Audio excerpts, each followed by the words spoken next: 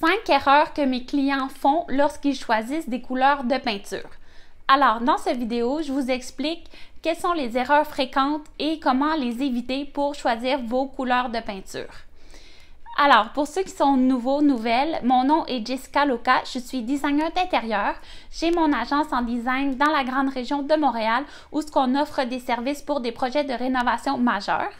Et sur mon site internet, vous allez trouver des produits et des services virtuels pour les passionnés de décoration. Donc, visitez mon site web à jessicalocadesign.com. Donc, 5 erreurs que mes clients font lorsqu'ils choisissent une couleur de peinture.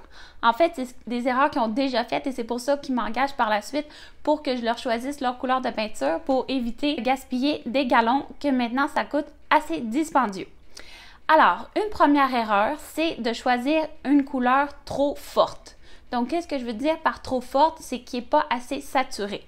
Donc, dans les choix de couleurs qu'on applique au mur, il ne faut pas aller choisir des couleurs trop primaires, sinon ça va être beaucoup trop fluo et ça va être beaucoup trop agressif pour un espace à la maison de bien-être. Donc, par exemple, si vous désirez avoir un jaune dans votre salle à manger, eh bien là, vous vous dites, OK, je vais aller chercher les beaux jaunes. Donc, vous prenez le sélecteur et vous allez dans les plus beaux jaunes que vous trouvez.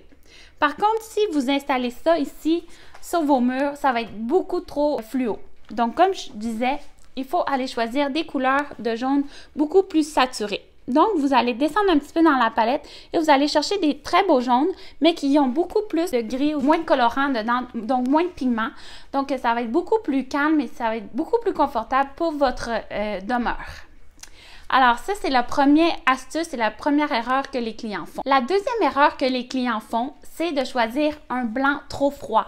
Donc, si par exemple, vous allez chez votre quincaillerie du coin et vous demandez le blanc du magasin. Donc, le blanc, ça va être un blanc beaucoup trop bleu. C'est un blanc trop froid. Donc, s'il vous plaît, jamais peinturer avec le blanc du magasin. Toujours aller chercher des couleurs qui sont un petit peu plus colorées. Donc, des blancs plus colorés. C'est pas nécessairement un blanc qui va être jaune. C'est juste un blanc qui a des petits pigments dedans qui va juste enlever l'effet bleuté qu'on ne veut pas nécessairement aller chercher l'effet bleuté parce que c'est beaucoup trop froid. Et dans notre maison, on veut un espace chaleureux.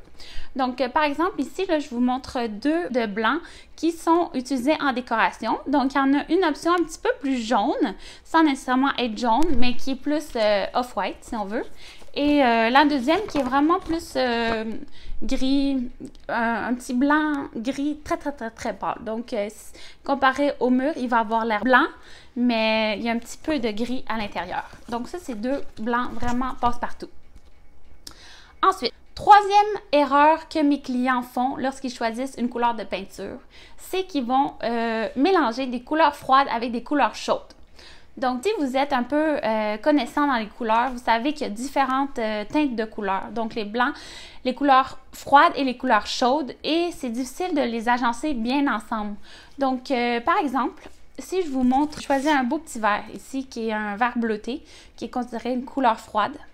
Alors, si je le mélange avec un blanc ici, couleur chaude, un blanc chaud, bien, le blanc, il sort un peu verdâtre, OK? C'est pas l'idéal. Ça va pas faire ressortir les couleurs du plus joli, OK? Si, par exemple, je le mélange avec le blanc qui est un peu plus gris, donc le blanc plus froid, bien là, le meilleur des deux couleurs va s'influencer. Donc, ça va être beaucoup plus harmonieux. Alors, si des fois, vous mettez deux couleurs ensemble puis vous dites, il y a un petit quelque chose, je suis pas certaine. C'est sûrement parce que c'est une couleur froide et une couleur chaude et que le mélange est plus ou moins judicieux. La quatrième erreur que les clients font, c'est qu'ils ne prennent pas de risques et ils vont peinturer tous les murs blancs. Bon, c'est sûr que dans certains décors très minimalistes et très épurés, intemporels, un beau blanc sur les murs et les moulures, ça peut être très joli. Par contre, si vous peinturez blanc parce que vous ne savez pas trop quelle couleur mettre, puis vous dites, OK, ça va être simple, on y va blanc comme ça va s'agencer avec tout, bien, c'est que vous ne faites pas nécessairement l'effort de regarder c'est quoi les couleurs que vous aimez bien et qui pourraient mieux refléter votre espace de votre résidence personnelle.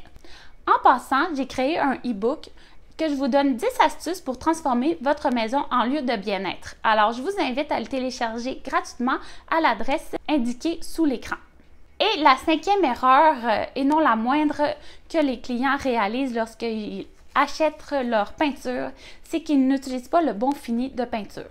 Alors, très simple.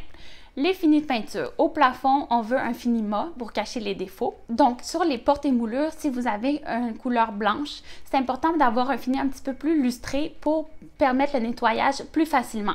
Alors, le fini que je recommande, c'est le fini perle, qui est très intéressant pour les portes et moulures. En plus, ça va donner un petit coup d'éclat et ça va mettre en valeur vos portes et moulures. Ensuite, pour les murs, on veut un fini très mat. Donc, maintenant, il y a des super de belles peintures mat qui existent pour les murs et qui est lavable quand même. Sinon, allez-y avec un fini velours, tout simplement, qui a il y a pratiquement aucun lustre dedans, mais c'est juste qu'au toucher, ça va être beaucoup plus doux qu'un fini mat. Donc, ça peut être c'est très lavable et c'est très pratique, c'est très joli. Donc, si vous avez aimé mon vidéo et mes astuces, je vous invite à partager.